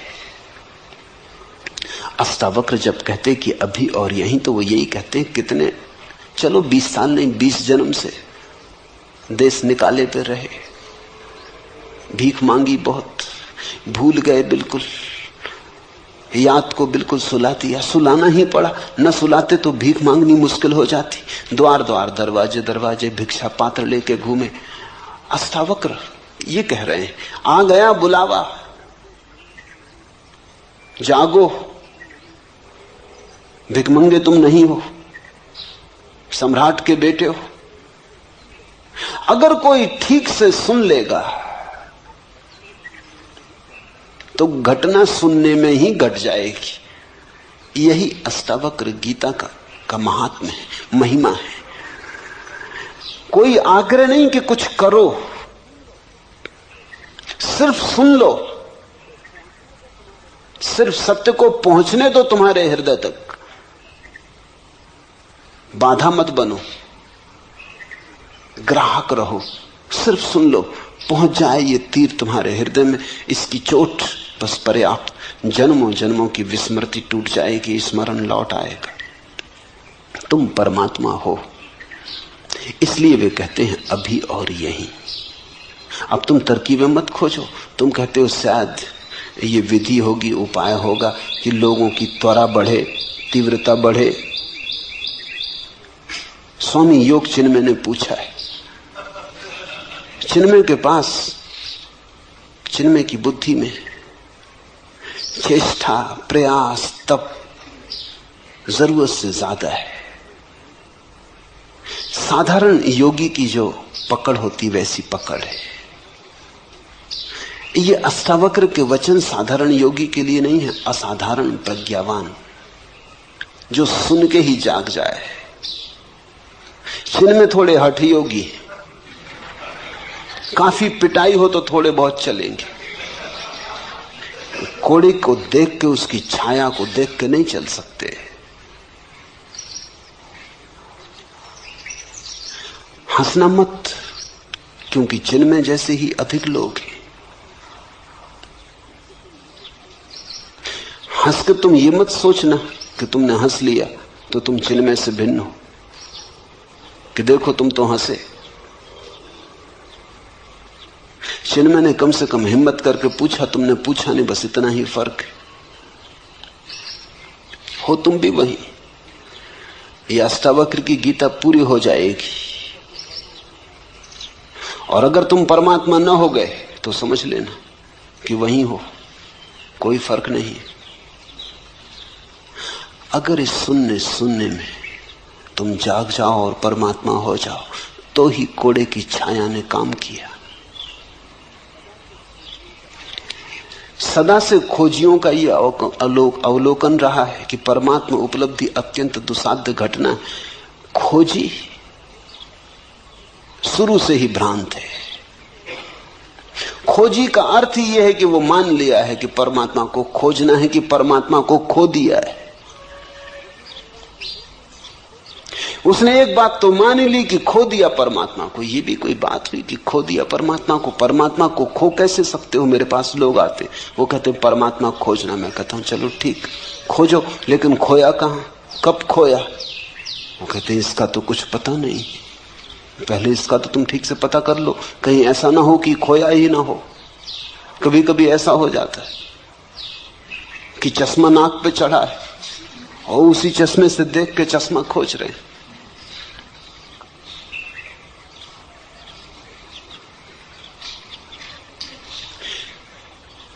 कहीं ऐसा ना हो कि परमात्मा नाक पे चढ़ा हो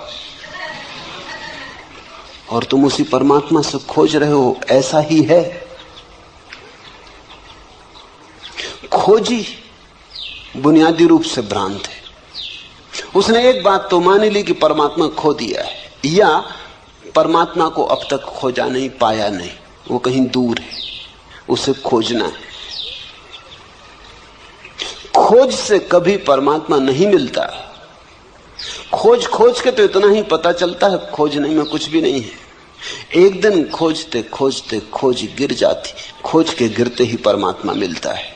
बुद्ध ने 6 वर्ष तक खोजा, खूब खोजा। उनसे बड़ा खोजी और कहां खोजोगे। जहां जहां खबर मिली कि कोई ज्ञान को उपलब्ध है, वहां वहां गए, सभी चरणों में सिर रखा। जो गुरुओं ने कहा वही किया। गुरु भी थक गए उनसे, क्योंकि गुरु उन शिष्यों से कभी नहीं थकते जो आज्ञा का उल्लंघन करते। उनसे कभी नहीं थकते, क्योंकि उनके पास सदा कहने को कि तुम आज्ञा मान ही नहीं रहे, इसलिए कुछ नहीं घट रहा है, हम क्या करें। गुरु को बड़ी सुविधा है, अगर तुम गुरु की न मानो। वह सदा कह सकता है कि तुमने माना ही नहीं, मानते तो घट जाता। मगर बुद्ध के साथ गुरु मुश्किल में पड़ गए। जो गुरुओं ने कहा बुद्ध ने वही किया। उन्होंने 1 शेर कहा तो बुद्ध ने 1.25 शेर किया। गुरु ने आखिर उनसे हाथ जोड़ लिया कि तू भाई कहीं और जा। जो हम बता सकते थे बता दिया। बुद्ध ने कहा इससे तो कुछ घट नहीं रहा है। उन्होंने कहा इससे ज्यादा हमें भी नहीं घटा है, तेरे से क्या छिपाना। तू कहीं और जा। इतने प्रामाणिक व्यक्ति के सामने गुरु भी धोखा न दे पाए।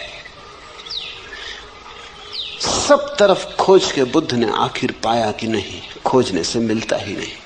संसार तो व्यर्थ था ही, अध्यात्म भी व्यर्थ हुआ। भोग तो व्यर्थ हो ही चुका था, जिस दिन महल छोड़ा उस दिन व्यर्थ हो चुका था, इसीलिए छोड़ा। योग भी व्यर्थ हुआ।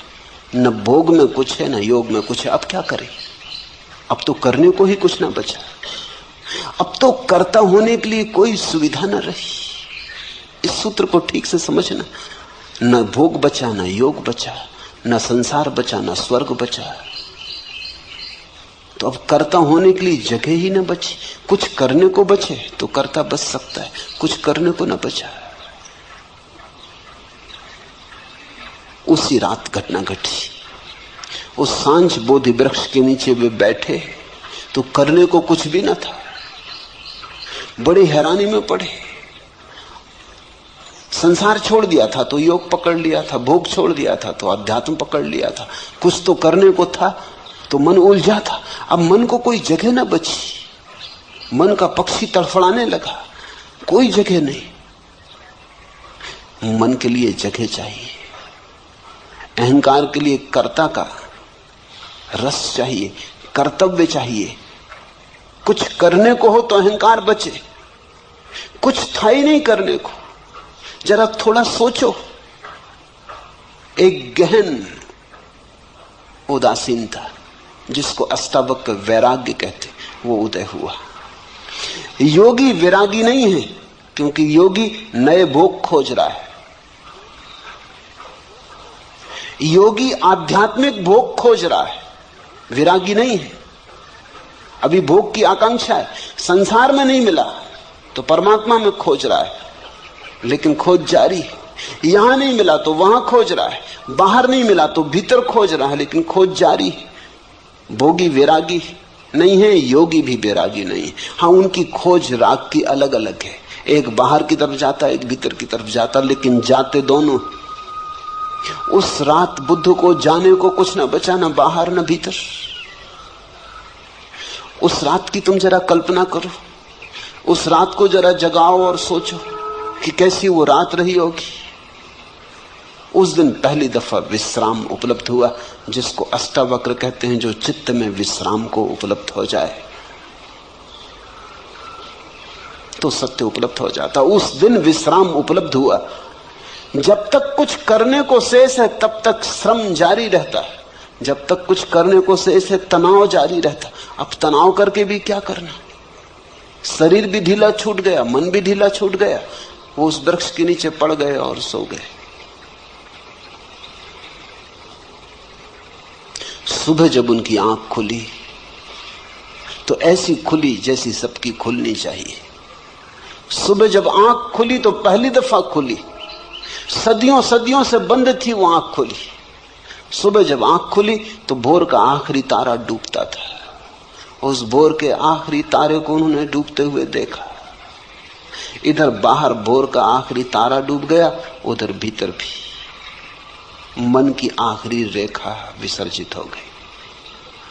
कुछ भी न था, भीतर कोई भी ना बचा। सन्नाटा था, शून्य था, विराट शून्य था, आकाश था।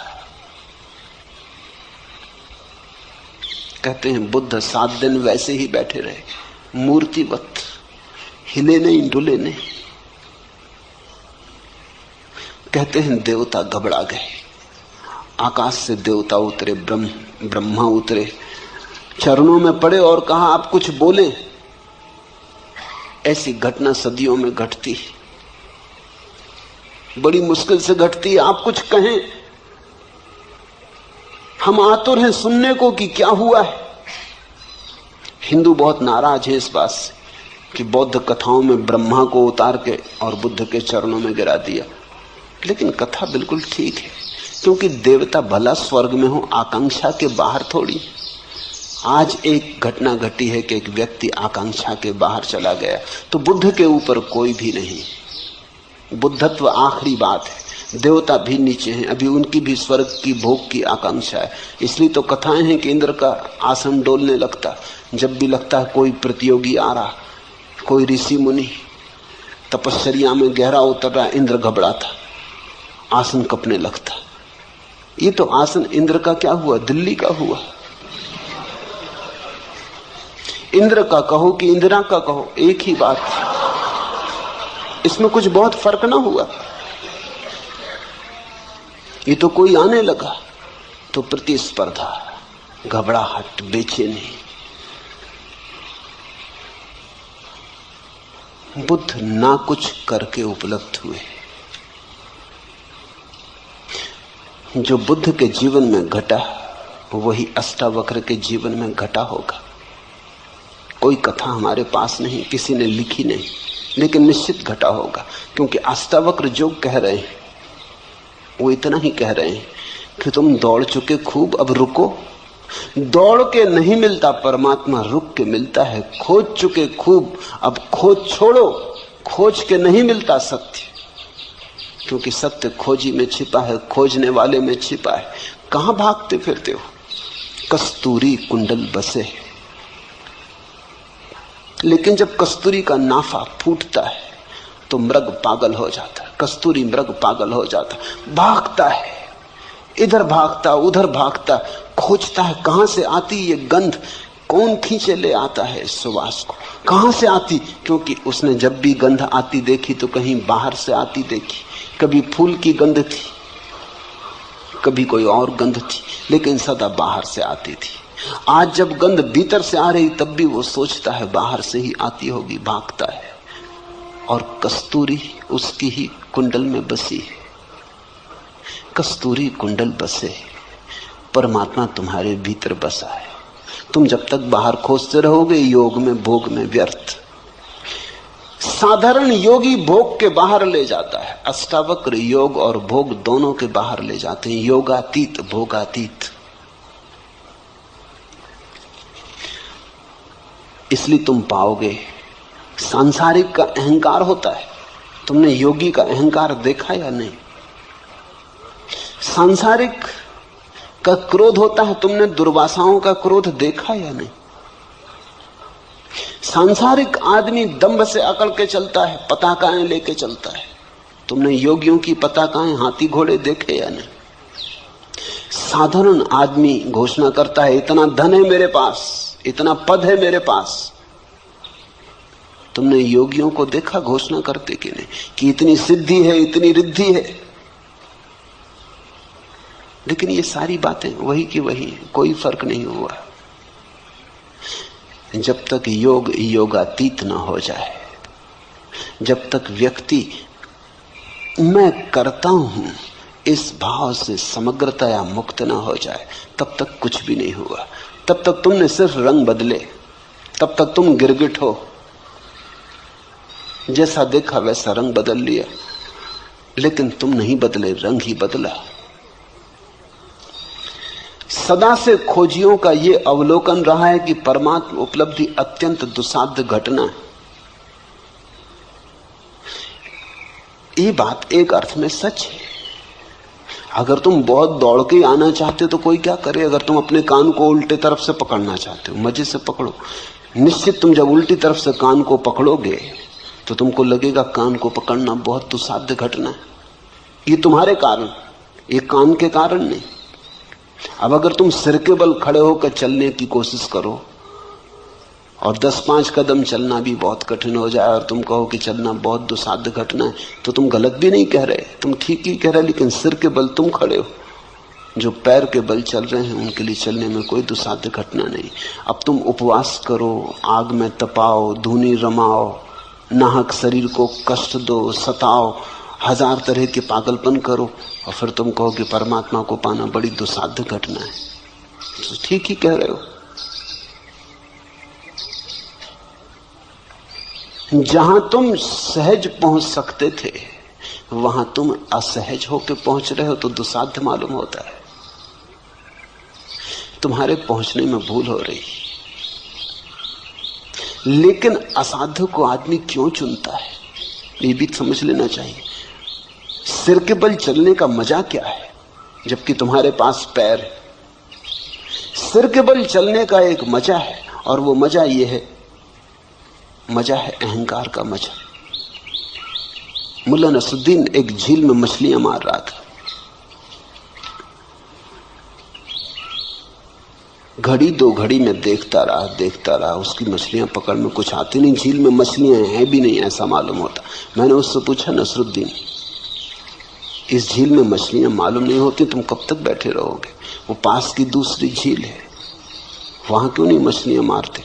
यहां कोई दूसरा मछुआ दिखाई भी नहीं पड़ता, वहीं सब मछुए। नसरुद्दीन ने कहा, वहां मारने से सारी क्या? अरे वहां इतनी मछलियां हैं कि मछलियों को तैरने के लिए जगह भी नहीं, वहां मारी तो क्या मारी, यहां मछली मारो तो कोई बात। असाध्य में भी आकर्षण है। जितना असाध्य काम हो उतना अहंकार मजबूत होता है। यहां मछली मारो तो कुछ है, जो सभी कर रहे हैं वही तुमने किया तो क्या सार है? सभी पैर के बल चल रहे हैं, तुम भी चले तो क्या मजा? सिर के बल चलो। मेरे देखे परमात्मा से कोई संबंध नहीं है कठिनाइयों का। कठिनाइयों का संबंध अहंकार से। अहंकार कठिन को करने में मजा लेता, क्योंकि सरल तो सभी करते, उसमें क्या सार है? अगर तुम किसी से कहो कि हम पैर के बल चलते, तो लोग कहेंगे तुम्हारा दिमाग खराब हो गया, सभी चलते। लेकिन अगर तुम सिर के बल चलो तो अखबारों में नाम छपेगा, तो लोग तुम्हारे पास आने लगेंगे, लोग तुम्हारे चरणों में सिर झुकाएंगे कि तुम्हें कोई सिद्धि मिल गई कि तुम सिर के बल चलते हो। अहंकार की पूजा तभी हो सकती है जब तुम कुछ असाध्य करो। जैसे हिलेरी चढ़ गया एवरेस्ट पर, तो सारी दुनिया में खबर हुई। अब तुम जाओ और पूना की छोटी मोटी पहाड़ी पे चढ़ के खड़े हो जाओ और झंडा लगाने लगो, और तुम कहो कोई अखबार वाला भी नहीं आ रहा, कोई फोटोग्राफर भी नहीं आ रहा, मामला क्या है? आखिर ये भेदभाव क्यों हो रहा है? हिलेरी के साथ इतना शोरगुल मचाया, इतिहास में नाम अमर रहेगा सदा के लिए, और हमारा कुछ भी नहीं हो रहा। हम भी वही कर रहे हैं, उसने भी झंडे ही गाड़ा हुआ। लेकिन एवरेस्ट पे चढ़ना कठिन है। 50-60 साल से लोग चढ़ने की कोशिश कर रहे थे, तब एक आदमी चढ़ पाया। इसलिए धीरे धीरे वहां रास्ता बन जाएगा, बस जाने लगेगी, कभी ना कभी जाएगी। कोई सदा इतनी देर तक एवरेस्ट अपने को बचा नहीं सकता आदमी से। जब एक आदमी पहुंच गया तो सिलसिला शुरू हो गया। अभी कुछ देर पहले औरतें भी पहुंच गई, जब औरतें भी पहुंच गई तब और पहुंचने को क्या बाकी रहा? अब सब धीरे धीरे पहुंच रहे हैं। थोड़े दिन में वहां होटलें और बसें और सब पहुंच जाएंगी। फिर जाकर तुम झंडा गाड़ना, जब बस वगैरह सब चलने लगे वहां, तुम कहोगे ये वही जगह है जहां हिलेरी ने झंडा गाड़ा। बड़ा भेदभाव हो रहा है, बड़ा पक्षपात हो रहा है। कठिन में अहंकार को मजा है।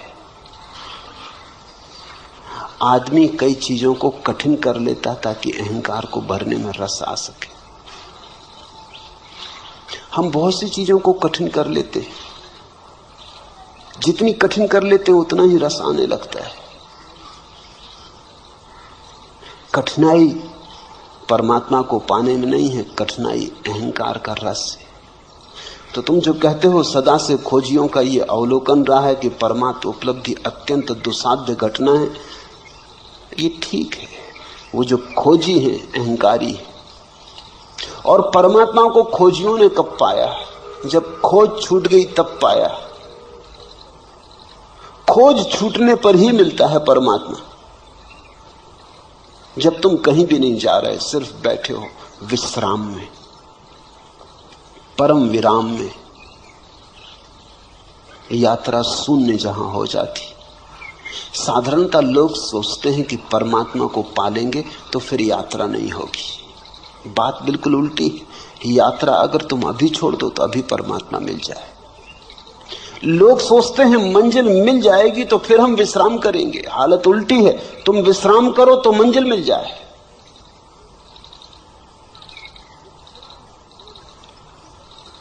विश्राम ध्यान और समाधि का सूत्र है, श्रम अहंकार का सूत्र है।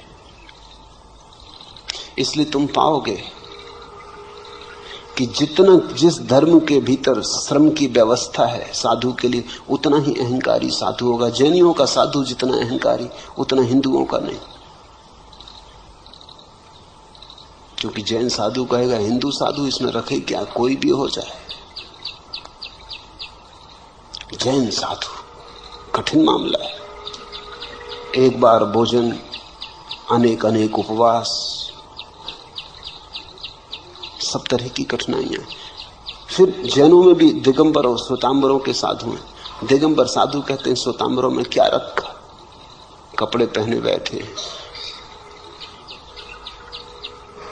साधु तो दिगंबर का है, इसलिए दिगंबर साधु में तुम जैसे अहंकार को चमकता हुआ पाओगे, कहीं भी ना पाओगे। देह तो सूखी होगी, हड्डी हड्डी होगी, क्योंकि बहुत उपवास, नग्न रहना, धूप ताप सहना, लेकिन अहंकार बड़ा प्रज्वलित होगा। अकड़ उसकी वैसी जैसी हिलेरी की। हिंदुस्तान में मुश्किल से 20 दिगंबर मुनि है, श्वेतांबर मुनि तो 5-7 हजार है। हिंदुओं के तो सन्यासी 50 लाख, और अगर मेरी चले तो सारी दुनिया को सन्यासी कर दो। इसलिए मेरे सन्यासी होने में तो अहंकार हो ही नहीं सकता, क्योंकि कोई मैं कह ही नहीं रहा हूं कि तुम ऐसा करो वैसा करो। ये बहुत ही सरल मामला है। तुम गेरुए कपड़े पहन लो, सन्यासी हो गए। सन्यास सरल हो तो अहंकार को मजा कहां। मेरे पास लोग आते हैं, वो कहते हैं कि सन्यास आप देते हैं तो इसके लिए कोई विशेष आयोजन करना चाहिए। विशेष आयोजन सन्यास के लिए? वो ठीक कहते हैं, क्योंकि ऐसा होता है। अगर जैन दीक्षा होती तो देखा कैसा बैंड बाजे, घोड़ा इत्यादि बजता है और सब मजा आता है, और लगता है कोई बड़ी घटना घट रही, कोई सिंहासन पर चढ़ाया जा रहा। सन्यास भी सिंहासन जैसा हो गया, और लोग जय जयकार करते हैं कि कोई बड़ी घटना घटी। और मैं सन्यास ऐसा चुपचाप दे देता हूं, किसी को पता नहीं चलता। पोस्ट से भी दे देता हूं, मुझे भी पता नहीं चलता कौन सज्जन है, उनको भी पता नहीं चलता। ठीक, मेरे देखे सन्यास सरल होना चाहिए। मेरे देखे परमात्मा विश्राम में मिलता है, अहंकार में नहीं। कृत्य नहीं है, खोज नहीं है, परमात्मा मिला ही हुआ। तुम जरा हल्के हो जाओ, तुम जरा शांत हो जाओ, तुम जरा रुको, अचानक तुम पाओगे वो सदा से था।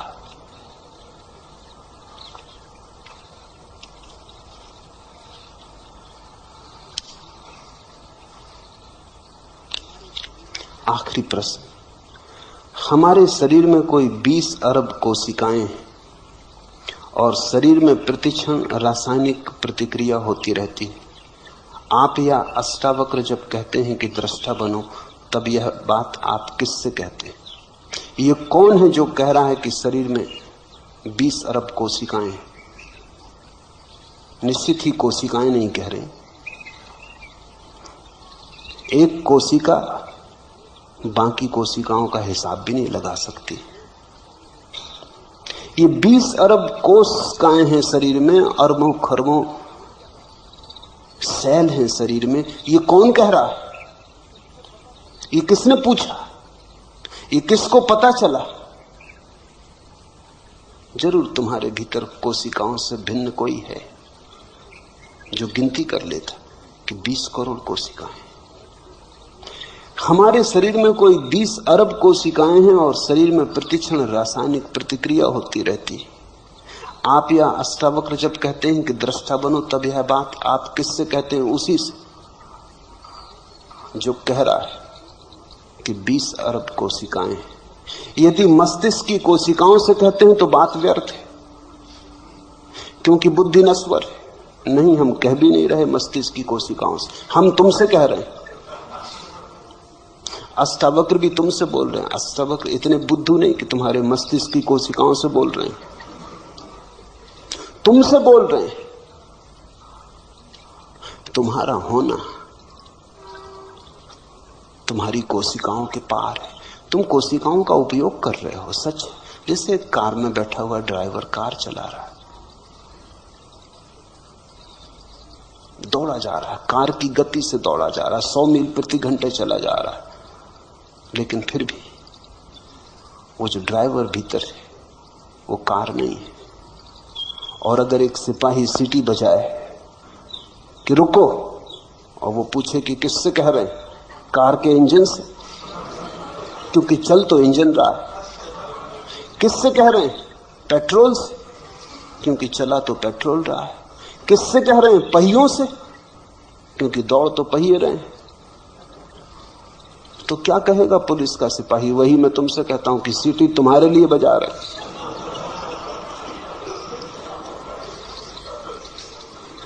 यदि आप आत्मा को जगा रहे हैं तो भी बात व्यर्थ है, क्योंकि आत्मा तो जागी ही हुई है। उसको जगाना और पहचानो कहना तो बेवकूफी, बिल्कुल ठीक बात है। आत्मा तो जागी हुई रही, उसको जगाने का कोई उपाय नहीं, और हम उसको जगा भी नहीं रहे। मामला कुछ ऐसा है कि तुम बने हुए पड़े हो, जागे हुए पड़े और आंखें बंद किए। सोए को जगाना तो बहुत आसान है, हिलाओ डुलाओ पानी छिड़को, जागेगा। जागा हुआ अगर कोई आदमी पड़ा हो आंखें बंद करके ढोंग करता हो सोने का, इसको कैसे जगाओ? छिड़को पानी, कोई फर्क नहीं पड़ता। हिलाओ डुलाओ, वो हिल डुल के फिर करवट लेके सो जाता है। पुकारो नाम, सुन लेता है, बोलता नहीं। ऐसी तुम्हारी हालत है। जागे हुए को जगाना कोई अर्थ नहीं रखता, लेकिन जागा हुआ सोने का बहाना कर रहा है, इसलिए जगाने की जरूरत है। सोए हुए को जगा नहीं रहे, क्योंकि आत्मा सो नहीं सकती। जो सोया है वो शरीर है, जो शरीर है उसे जगाया नहीं जा सकता, और जो आत्मा जागी हुई है उसे जगाने का कोई अर्थ नहीं। बिल्कुल ठीक कहते हो, बड़े ज्ञान की बात कह रहे हो, मगर उधार होगी, क्योंकि खुद की समस्या आई होती तो पूछते ही नहीं। अष्टावक्र या मैं उसको जगा रहे हैं जो जागा हुआ है और भूल गया कि हम जागे हुए। जो जागा हुआ है और सोने के बहाने में पड़ गया है, सोने का खेल खेल रहा है। इसलिए तो कठिनाई है जगाने में, बड़ी कठिनाई है। आप लोगों को भ्रम में तो नहीं डाल रहे हैं। तुम सोचते हो लोग भ्रम में हैं, नहीं। अगर लोग भ्रम में नहीं हैं तो निश्चित ही मैं भ्रम में डाल रहा हूं। मगर अगर लोग भ्रम में नहीं हैं तो भ्रम में डाले कैसे जा सकेंगे? इतने बुद्ध पुरुष भ्रम में डाले जा सकते हैं। और अगर लोग भ्रम में, तो जो मैं कर रहा हूं वो भ्रम के बाहर लाने की चेष्टा है। जो भी तुम हो उससे उल्टा मैं कर रहा हूं। अगर तुम सोचते हो तुम भ्रम में हो तो ये चेष्टा जगाने की। अगर तुम सोचते हो तुम जागे हुए हो तो ये चेष्टा तुम्हें भ्रम में डालने की। लेकिन अगर तुम जागे हुए हो तो कौन तुम्हें भ्रम में डाल देगा? ख्याल रखना, तुम्हारे अतिरिक्त तुम्हें भ्रम में कोई भी नहीं डाल सकता।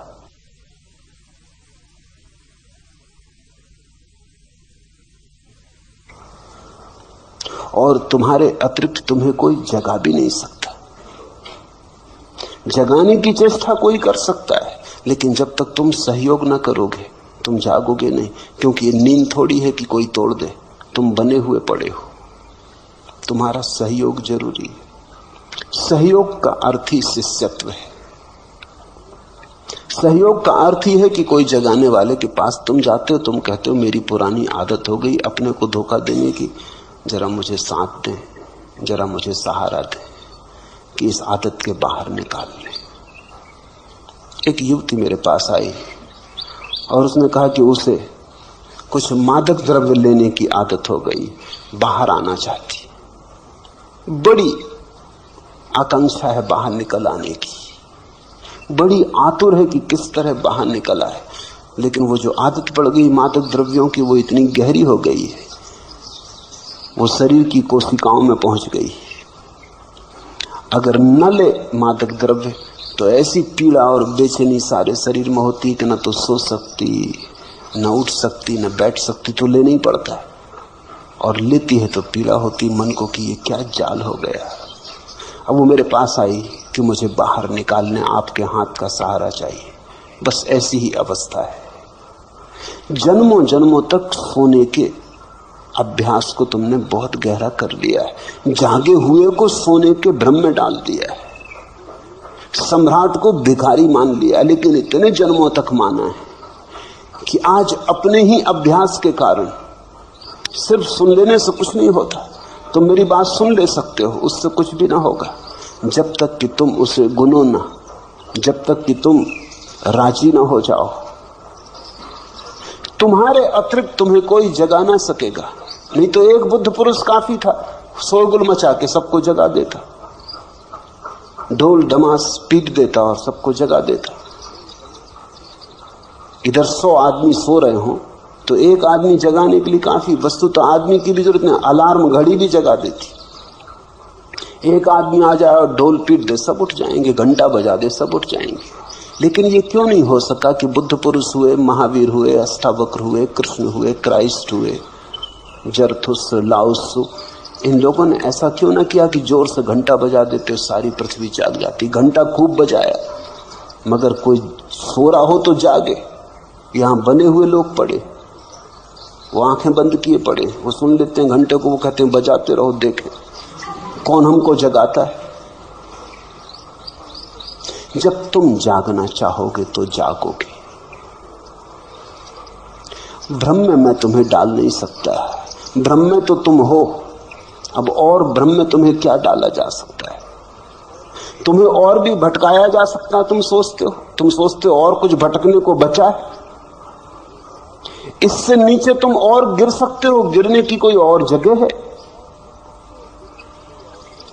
लोभ जितना तुम्हारे भीतर है, इससे थोड़ा इंच भर और ज्यादा हो सकता है। क्रोध तुम्हारे भीतर है, इससे थोड़ा और ज्यादा हो सकता है, एक रत्ती मासा। वासना ने जैसा तुम्हें घेरा है, और वासना बढ़ सकती। तुम आखिरी जगह खड़े हो। जो प्रथम होना चाहिए वो आखिर खड़ा है, जो सम्राट होना चाहिए वो भिखमंगा होकर खड़ा है। इससे पीछे तुम अब जा भी नहीं सकते, इसके पार गिरने का उपाय भी नहीं। तुम्हें भ्रम में डालने की कोई सुविधा नहीं है। कोई डालना भी चाहे तो डाल नहीं सकता। हाँ, कोई इतना कर सकता है, ज्यादा से ज्यादा तुम्हारे भ्रम बदल दे। एक भ्रम से तुम उब जाओ तो दूसरा भ्रम दे दे। यही साधु सन्यासी करते रहते। संसार का भ्रम उखड़ने लगा, ऊब पैदा होने लगी, खूब जी ली, अब कुछ सार नहीं, देख लिया तो अध्यात्म का भ्रम पैदा करते। कहे कि चलो अब स्वर्ग का मजा लो, अब थोड़ा पुण्य करो, त्याग तपस्या करो, स्वर्ग में अप्सराएं भोगो। यहां बहुत भोग ली, कुछ पाया नहीं। यहां चुल्लू चुल्लू शराब पीते रहे, वहां बहिश्त में फिरदौस में झरने बह रहे शराब के, डुबकियां लगाना। यहां क्या रखा है? स्वर्ग में स्वर्ण के महल हैं, हीरे जवाहरातों के वृक्ष हैं, वहां मजा लो। कल्प वृक्ष हैं, उनके नीचे बैठो। यहां तो रोना पीना, रोना धोना खूब कर लिया, लेकिन ये नया भ्रम है। मैं तुम्हें कोई नया भ्रम नहीं दे रहा, मैं तुमसे सिर्फ इतना कह रहा हूं, काफी भ्रम देख लिए, अब थोड़ा जागो। साक्षी भाव कैसे भ्रम हो सकता है, थोड़ा सोचो। सिर्फ साक्षी होने को कह रहा हूं, जो भी है उसे देखने को कह रहा हूं। कुछ करने को कहता तो भ्रम पैदा होता। तुमसे कहता है कि ये छोड़ के ये करो तो भ्रम पैदा होता। तुमसे सिर्फ इतना ही कह रहा हूं, जो भी कर रहे हो, जहां भी हो, भोगी हो, योगी हो, जो भी हो, हिंदू हो, मुसलमान हो, मस्जिद में, मंदिर में हो, जहां भी हो, जागो, जाग के देखो। जागने में कैसे भ्रम हो सकता है? जागे हुए आदमी को भ्रम की कोई संभावना नहीं रह जाती। नींद में सपने होते हैं, जागने में कैसे सपना हो सकता है? और यदि लोग सुख दुख में प्रतिक्रिया करना छोड़ दें तो वे पशु या पेड़ पौधे जैसे तो नहीं हो जाएंगे। पहली तो बात, तुमसे किसने कहा कि पशु और पेड़ पौधे तुमसे खराब हालत में? तुमने ही मान लिया। पेड़ पौधों से भी तो पूछो, पशुओं से भी तो पूछो, थोड़ा पशुओं की आंख में भी तो झांक के देखो। ये भी आदमी का अहंकार है कि वो सोचता है वो पशुओं से ऊपर।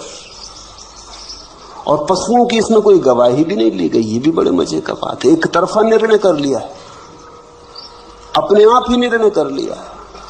अगर पशुओं में भी इस तरह की किताबें लिखी जाती होंगी, शास्त्र रचे जाते होंगे, तो उनने भी लिखा होगा कि आदमी बहुत गया बीता जानवर। मैंने तो सुना है कि बंदर एक दूसरे से कहते हैं कि आदमी पतित बंदर। डार्विन कहता है कि आदमी बंदर का विकास है, लेकिन डार्विन कौन सी कसौटी? बंदरों से भी तो पूछो, दोनों पार्टियों से तो पूछ लेना चाहिए। बंदर कहते हैं आदमी पतित है, उनकी बात में समझ में आता। बंदर वृक्षों पे, तुम जमीन पे हो, पतित हो। बंदर ऊपर है, तुम नीचे हो। किसी बंदर से टक्कर लेकर तो देखो, तो शक्ति बढ़ी कि खोई? जरा एक वृक्ष से दूसरे वृक्ष पे छलांग लेकर तो देखो, हड्डी पसली टूट जाएंगी। तो कला आई कि गई, ये तुमसे किसने कह दिया? ये खुद ही मान लिया। ये बड़े मजे की बात है। आदमी की बीमारियों में एक बीमारी है कि आदमी मानता है कि वो सबसे ऊपर है।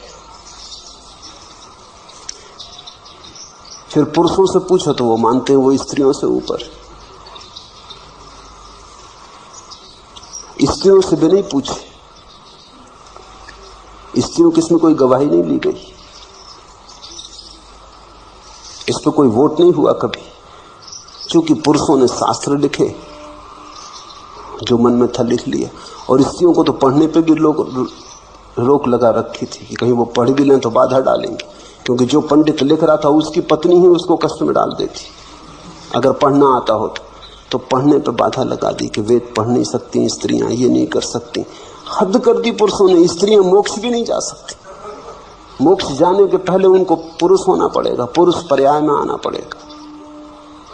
फिर पुरुषों में भी पूछो, गोरा समझता है कि वो ऊंचा है काले से, काले से भी तो पूछो। मैंने सुना है कि अफ्रीका के एक जंगल में एक अंग्रेज शिकार के लिए गया और उसने अपने साथ एक निगरो को गाइड की तरह लिया। जंगल में दोनों भटक गए और देखा कि वो 100 आदमियों का भाले लिए हुए जंगलियों का एक दस्ता निगरो चला आ रहा है। वो अंग्रेज बहुत घबराया। उसने अपने गाइड से निगरो से कहा कि हम लोगों की जान खतरे में। उसने कहा हम लोगों की? मुझे छोड़ो, तुम अपनी सोचो।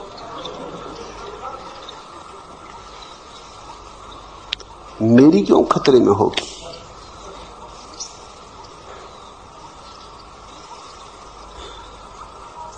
सफेद आदमी सोचता है वो श्रेष्ठ है, काला सोचता है वो श्रेष्ठ है। चीनियों से पूछो, चीनियों की किताबों में लिखा है कि अंग्रेज बंदर है, आदमी में भी गिनती नहीं करते वो उनकी। सारी दुनिया में ये रोग है। आदमी का ये रोग बड़ा गहरा है। वो बिना दूसरी पार्टी से पूछे निर्णय करता चला जाता। ये सब अहंकार के खेल है।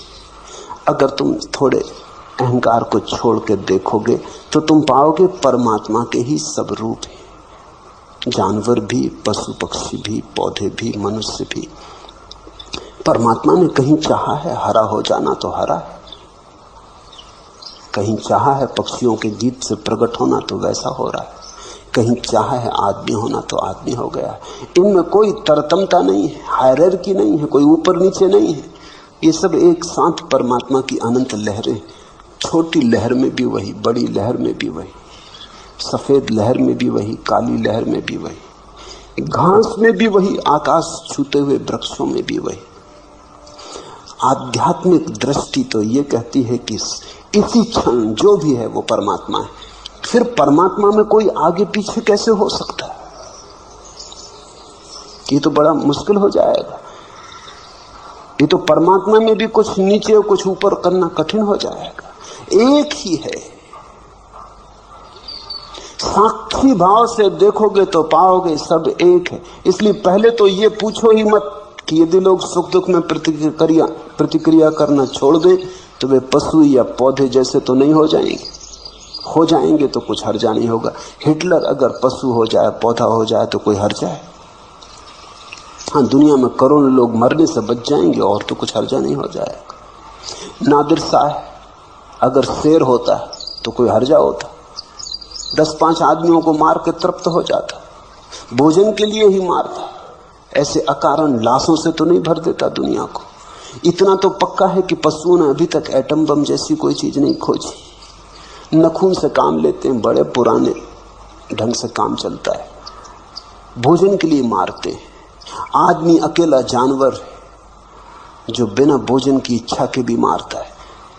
आदमी जाता है जंगल में शिकार करने, पशुओं पक्षियों को मारता है, कहता है आखेट के लिए आए, खेल के लिए आए। और अगर सिंह उस पर हमला कर दे तो वो आखेट नहीं, फिर नहीं कहता कि सिंह खेल कर रहा है, करने दो, आखेट हो रही। खेल के लिए मारते हो, कोई पशु नहीं मारता खेल के लिए। और एक और बड़े मजे की बात है कि कोई पशु अपने वर्ग में नहीं मारता, कोई सिंह किसी दूसरे सिंह को मारता नहीं, कोई बंदर किसी दूसरे बंदर की हत्या नहीं करता। सिर्फ आदमी अकेला जानवर है जो आदमियों को मारता है। चींटी चींटी को नहीं मारती, हाथी हाथी को नहीं मारता, कुत्ता कुत्ते को नहीं मारता। लड़ झगड़ ले, मारने वगैरह की बात नहीं करते, हत्या नहीं करते। आदमी अकेला जानवर है जो एक दूसरे की हत्या करता है।